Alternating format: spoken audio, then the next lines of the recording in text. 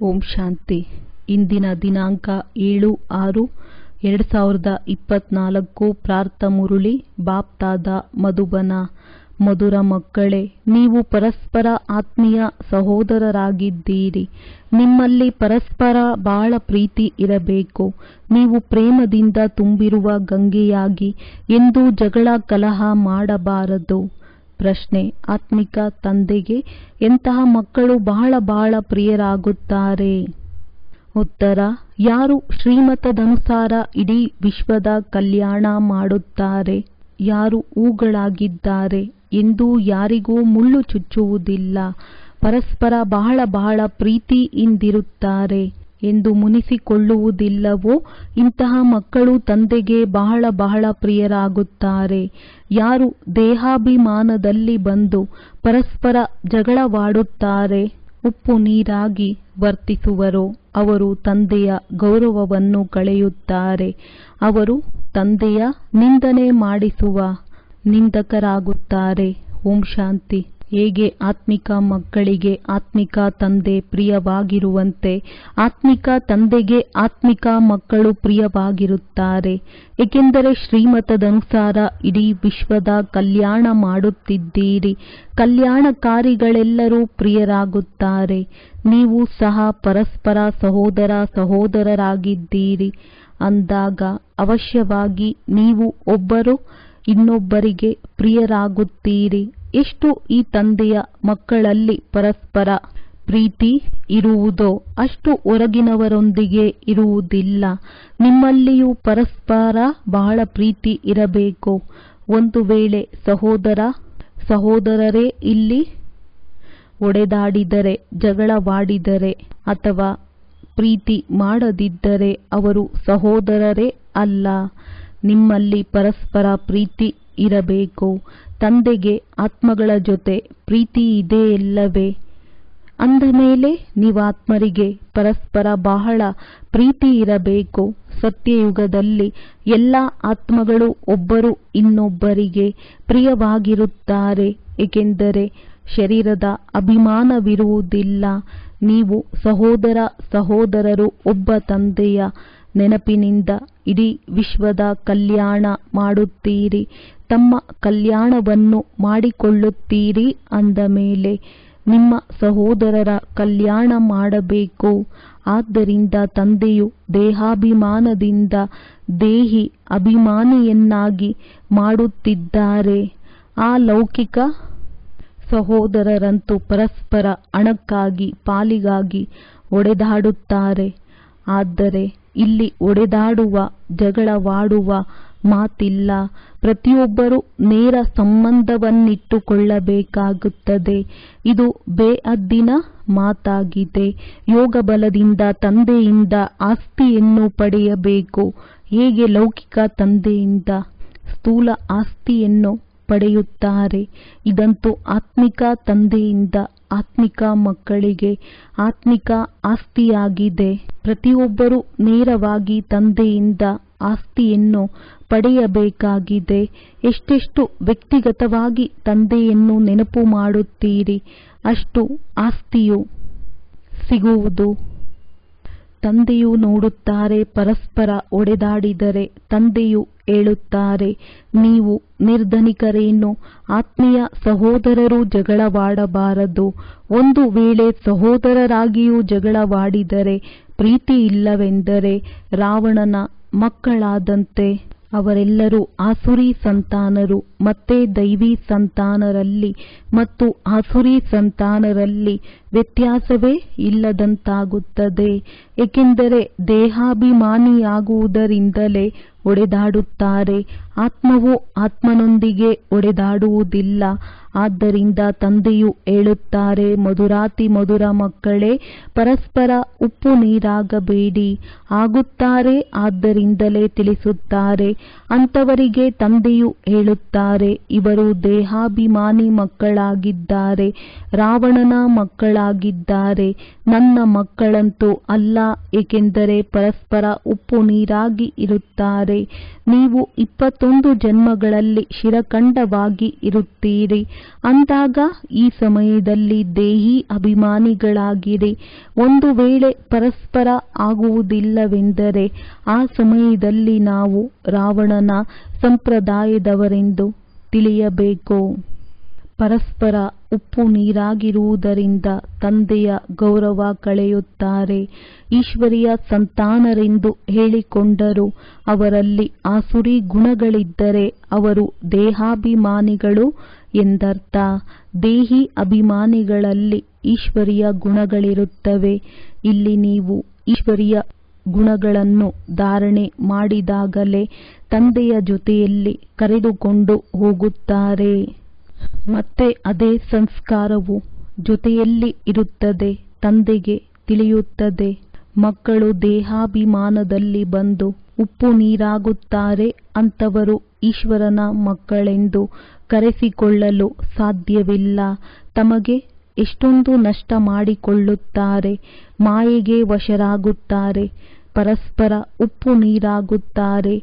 ಮತಭೇದ ಹಾಗೆ ಹೇಳುವುದಾದರೆ ಇಡೀ ಪ್ರಪಂಚವೇ ಉಪ್ಪು ನೀರಾಗಿದೆ. ಆದರೆ ಒಂದು ವೇಳೆ ಈಶ್ವರಿಯ ಸಂತಾನರೂ ಸಹ ಉಪ್ಪು ನೀರಾದರೆ ವ್ಯತ್ಯಾಸವೇನಾಯಿತು? ಅವರಂತೂ ತಂದೆಯ ನಿಂದನೆ ಮಾಡಿಸುತ್ತಾರೆ. ತಂದೆಯ ನಿಂದನೆ ಮಾಡಿಸುವವರು, ಉಪ್ಪು ನೀರಾಗಿ ವರ್ತಿಸುವವರು ಪದವಿ ಪಡೆಯಲು ಸಾಧ್ಯವಿಲ್ಲ. ಅವರನ್ನು ನಾಸ್ತಿಕರು ಎಂದು ಹೇಳಬಹುದು. ಆಸ್ತಿಕರಾಗುವ ಮಕ್ಕಳು ಎಂದೂ ಒಡೆದಾಡುವುದಿಲ್ಲ. ನೀವು ಪರಸ್ಪರ ಜಗಳವಾಡಬಾರದು. ಪ್ರೇಮದಿಂದ ಇರುವುದನ್ನು ಇಲ್ಲಿಂದಲೇ ಕಲಿಯಬೇಕು. ಇದರಿಂದ ಮುಂದೆ 21 ಜನ್ಮಗಳು ಪರಸ್ಪರ ಪ್ರೇಮ ಇರುತ್ತದೆ. ತಂದೆಯ ಮಕ್ಕಳು ಎಂದು ಕರೆಸಿಕೊಂಡ ಮೇಲೂ ಸಹೋದರ ಸಹೋದರರಾಗುವುದಿಲ್ಲವೆಂದರೆ ಅವರು ಆಸುರಿ ಸಂತಾನರು. ತಂದೆಯು ಮಕ್ಕಳಿಗೆ ತಿಳಿಸಲು ಮುರುಳಿ ನುಡಿಸುತ್ತಾರೆ. ಆದರೆ ದೇಹಾಭಿಮಾನದ ಕಾರಣ ಬಾಬಾ ನಮಗೋಸ್ಕರ ಹೇಳುತ್ತಾರೆ ಎನ್ನುವುದು ತಿಳಿಯುವುದಿಲ್ಲ. ಮಾಯೆ ಬಹಳ ತೀಕ್ಷ್ಣವಾಗಿದೆ. ಹೇಗೆ ಇಲಿ ಕಚ್ಚಿದಾಗ ಗೊತ್ತಾಗುವುದಿಲ್ಲ, ಹಾಗೆ ಮಾಯೆಯೂ ಸಹ ಬಹಳ ಮಧುರವಾಗಿ ಕಚ್ಚುತ್ತದೆ.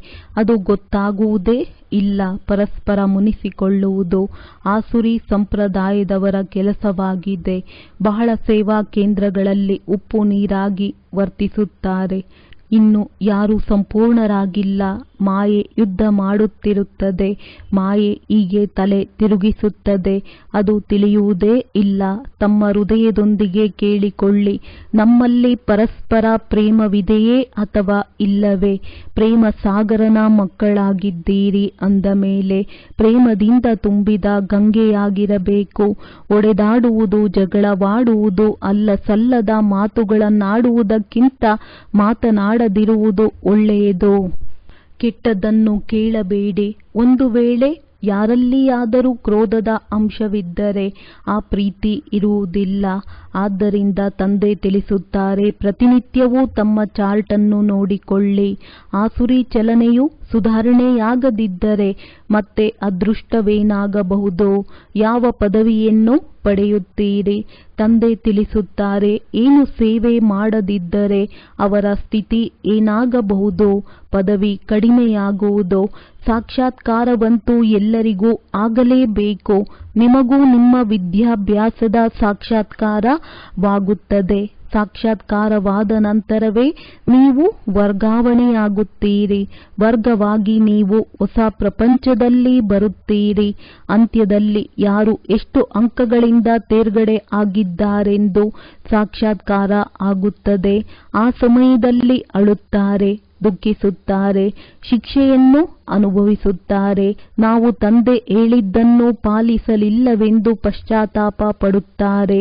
ತಂದೆಯಂತೂ ಪದೇ ಪದೇ ತಿಳಿಸುತ್ತಾರೆ, ಮಕ್ಕಳೇ, ಯಾವುದೇ ಆಸುರಿ ಗುಣವಿರಬಾರದು. ಯಾರಲ್ಲಿ ದೈವಿ ಗುಣಗಳಿವೆ ಅವರು ತಮ್ಮ ಸಮಾನ ಮಾಡಿಕೊಳ್ಳಬೇಕು. ತಂದೆಯನ್ನು ನೆನಪು ಮಾಡುವುದಂತೂ ಬಹಳ ಸಹಜ.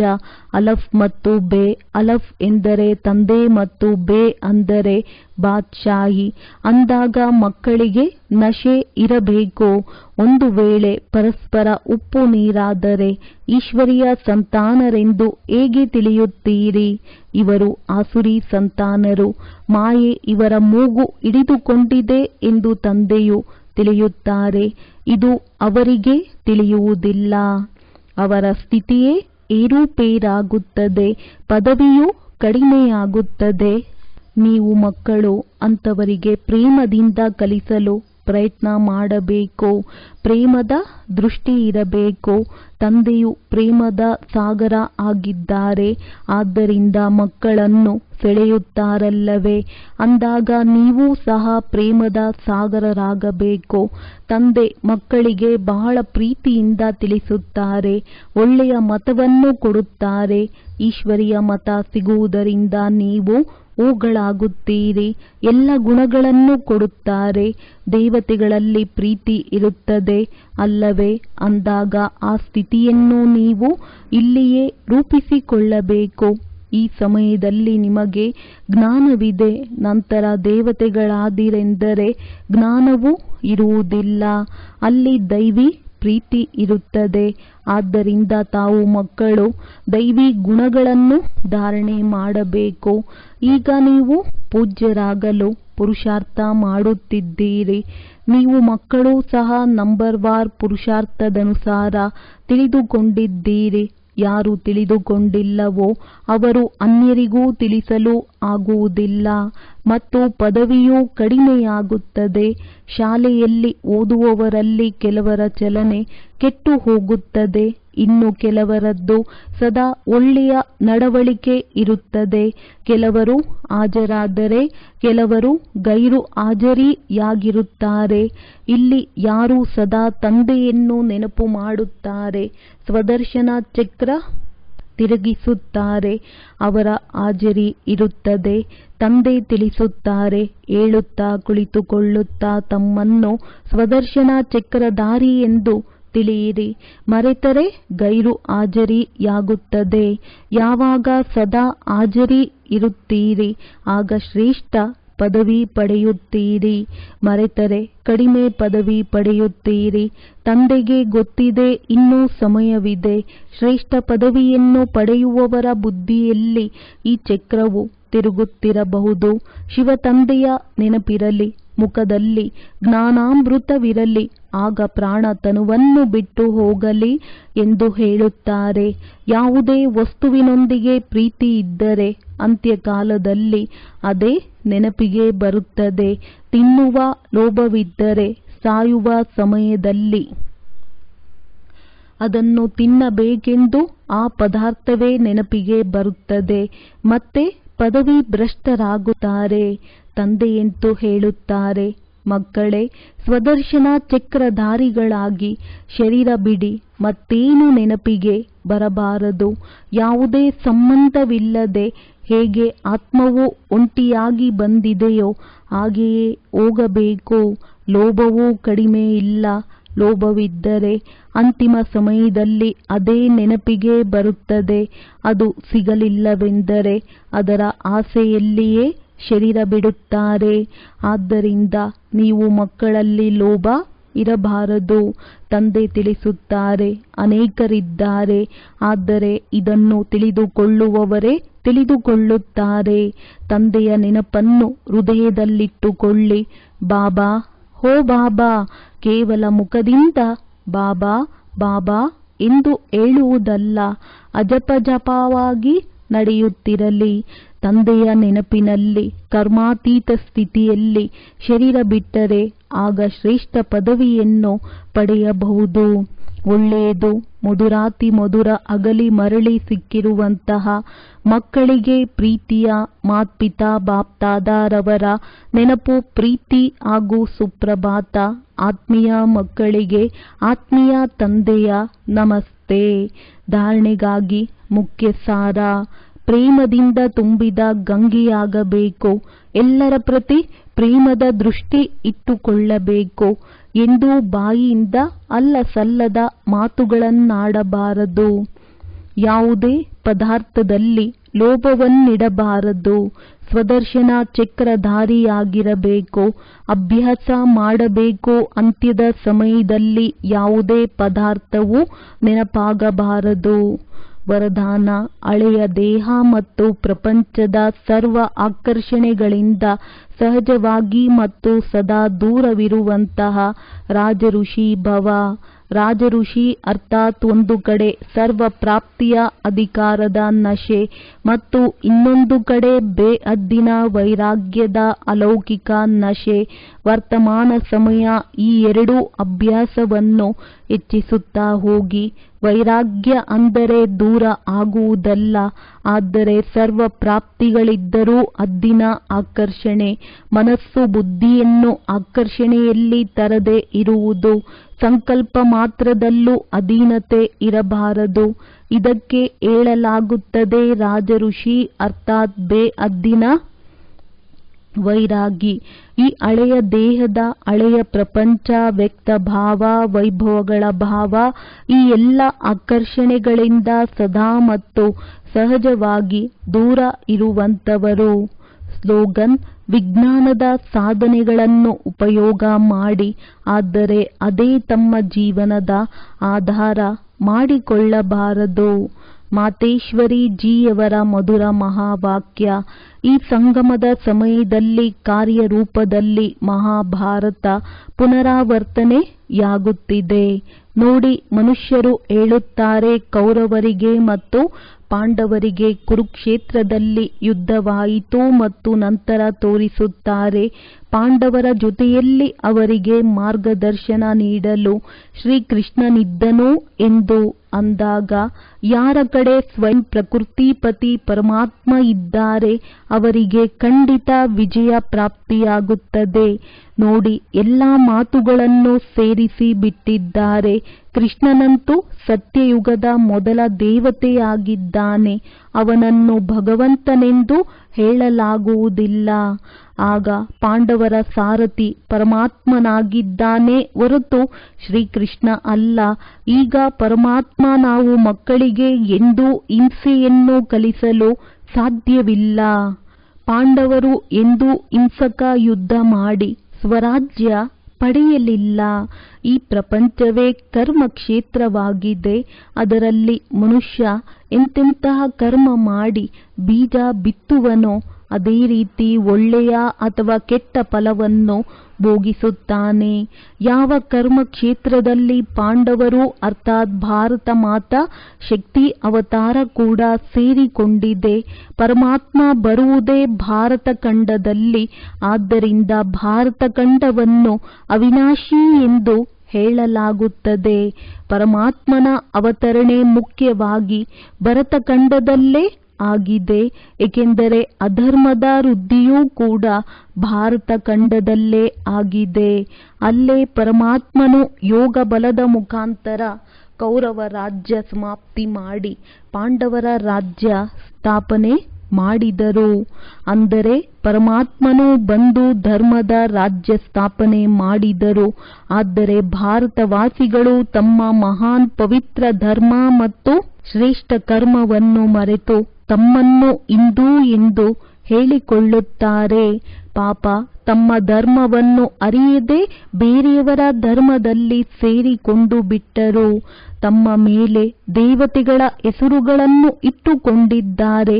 ರಾಧಾಸ್ವಾಮಿ, ಆರ್ಯ ಸಮಾಜ್, ಬ್ರಹ್ಮ ಸಮಾಜ್, ಚಿದಾಕಾಶಿ, ಮಠಪಂಥ ಮುಂತಾದವುಗಳು ಹುಟ್ಟಿಕೊಂಡಿವೆ. ಇದರ ಅರ್ಥ ತಿಳಿದುಕೊಂಡಿಲ್ಲ. ಕೇವಲ ಹೆಸರನ್ನು ಇಡಿಸಿಕೊಳ್ಳುತ್ತಾರೆ. ಕೆಲವೊಮ್ಮೆ ತಮ್ಮನ್ನು ರಾಧಾಸ್ವಾಮಿ ಎಂದು ಹೇಳಿಕೊಳ್ಳುತ್ತಾರೆ. ಆದರೆ ರಾಧಾ ಅಂತೂ ಅವರ ಜೊತೆ ಇಲ್ಲವೇ ಇಲ್ಲ. ಅವರಂತೂ ತಮ್ಮನ್ನು ರಾಧಾಳ ಸ್ವಾಮಿ ಅರ್ಥಾತ್ ಪ್ರಕೃತಿಪತಿ. ಈಗ ಅವರಂತೂ ಪರಮಾತ್ಮ ಆಗಿದ್ದಾರೆ. ಮನುಷ್ಯಾತ್ಮ ಆಗಲು ಸಾಧ್ಯವಿಲ್ಲ. ಆದರೂ ಅವರದ್ದು ಮಿಥ್ಯ ಜ್ಞಾನವಾಗಿದೆ. ಅಲ್ಲದೆ ಅವರನ್ನು ಆರ್ಯರು ಎಂದು ಹೇಳಿಕೊಳ್ಳುತ್ತಾರೆ. ಆರ್ಯರು ಎಂದು ಪವಿತ್ರರಿಗೆ ಹೇಳಲಾಗುತ್ತದೆ. ಎಲ್ಲರಿಗಿಂತಲೂ ಪವಿತ್ರರು ದೇವಿ ದೇವತೆಗಳಾಗಿದ್ದಾರೆ. ಇವರಂತಹ ಪವಿತ್ರರು ಈ ಕಲಿಯುಗದಲ್ಲಿ ಯಾರೂ ಇಲ್ಲ. ಈಗ ಆ ಸ್ವಚ್ಛ ಚಲನೆ ಯಾರಲ್ಲೂ ಇಲ್ಲ. ಕೇವಲ ಹೆಸರನ್ನು ಇಟ್ಟುಕೊಳ್ಳುವುದು ಶೋಭಿಸುವುದಿಲ್ಲ. ಮತ್ತೆ ಹೇಳುತ್ತಾರೆ ಬ್ರಹ್ಮ ಸಮಾಜಿ, ಈಗ ಬ್ರಹ್ಮ ಅಂತೂ ಆಗಿದೆ, ಅಖಂಡ ಜ್ಯೋತಿ ತತ್ವ, ಎಲ್ಲಿ ನಿರಾಕಾರಿ ಆತ್ಮಗಳು ವಾಸ ಮಾಡುತ್ತವೆ. ಅಂದರೆ ಆತ್ಮಗಳ ಸಮಾಜವನ್ನು ಬ್ರಹ್ಮ ಸಮಾಜಿ ಹೇಳಬಹುದಾಗಿದೆ. ಇದಂತೂ ಸಾಕಾರಿ ಪ್ರಪಂಚವಾಗಿದೆ. ಅಂದ ಮೇಲೆ ಅವರನ್ನು ಬ್ರಹ್ಮ ಸಮಾಜಿ ಎಂದು ಹೇಗೆ ಹೇಳುವುದು? ಉಳಿದಂತೆ ಚಿದಾಕಾಶಿ ಎಂತೂ ಇಡೀ ಮನುಷ್ಯರಾಗಿದ್ದಾರೆ.